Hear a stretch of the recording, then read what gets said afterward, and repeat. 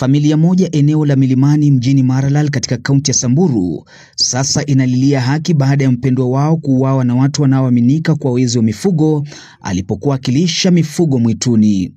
Kulingana na chifu wa eneo hilo Rafael Kalkalo, mwili wa mwenda zake uligunduliwa baada ya watoto kuweza kufichua kwamba walisikia mlio wa risasi, na baadaye mzee huyo alipokosa kuonekana kikawa ndicho chanzo cha kumsaka msituni. Hata hivyo, Kalkalo amesema tukio hilo ni tukio ambalo limetekelezwa na watu ambao kwa sasa hivi wanasakwa, huku wazee wakiraukia mwituni kutafuta nyayo pamoja na chochote ambacho kinaweza kuashiria maisha na mauti ya mwenda zake. Jina ni Rafael Kalkalo, chifu wa Milimani, eneo la Milimani.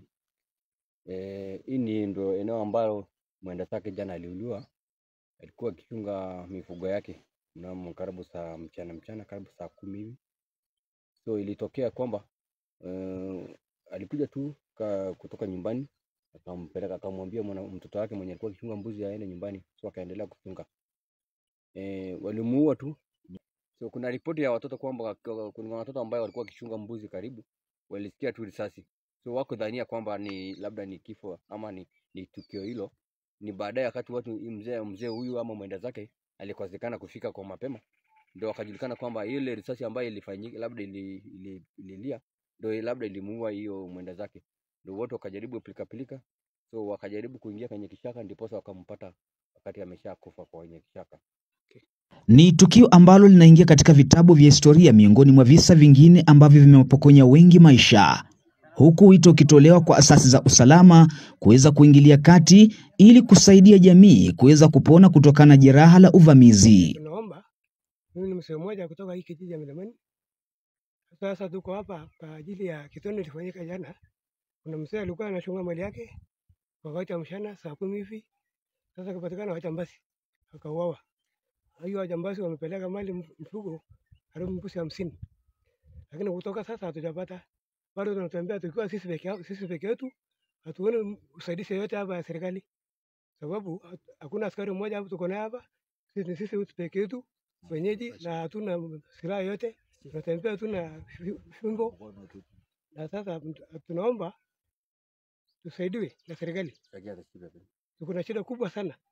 Hakuna hata usaidizi wa serikali yote tunaona hapa. Sisi peke yake ndio tuko naye. Bado tunatembea naye peke yake. Na hatuna silaha yote ambayo tunatumia.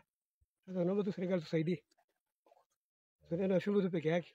Kulingana na chifu, tukio hilo ambalo sasa limeingia kwenye orodha ya visa vingine vya kikatili huenda likawa limetekelezwa na vijana wenye hulka mbovu na ambao serikali inafanya kila juhudi kuwasaka ili waadhibiwe kwa mujibu wa sheria.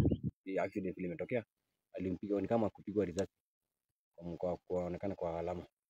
Hii ni tukio ambalo limekuwa likifanyika mara kwa mara, na kuna wasiwasi kubwa sana kwa eneo la Milimani ama watu wa Milimani ama wakazi wa Milimani kwa sababu ya hii janga. Na tunahofu kwamba ni vijana tu wa eneo hili, si watu wakora wa kutoka mbali, kwa maana ni wale watu ambao wanajua tu mwenda zake labda wamemuua juu amemwibia mfugo kama karibu 50 mbuzi na kondoo.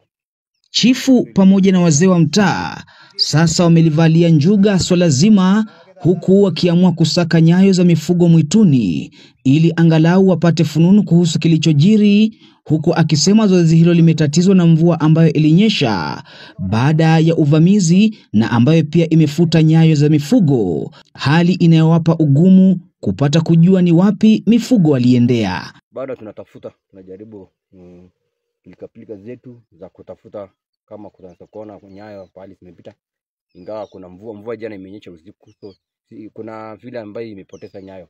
So bado tumepiga ripoti, tumeweka kwa station kadhaa, so tunajaribu kufuatilia na tunajua kwamba watapatikana hao watu wenye wamefanya kitendo kama hicho watapatikana. Mwenda zake aliaga dunia mita chache kutoka nyumbani kwake ambako tukio liliweza kutendeka, lakini kulingana na chifu ni kwamba juhudi zinaendelea ili kuweza kuwasaka wale ambao huenda wakawa wameweza kuhusika kwenye kisa hicho. Nikiripotia Super FM, mimi naitwa John Wambani.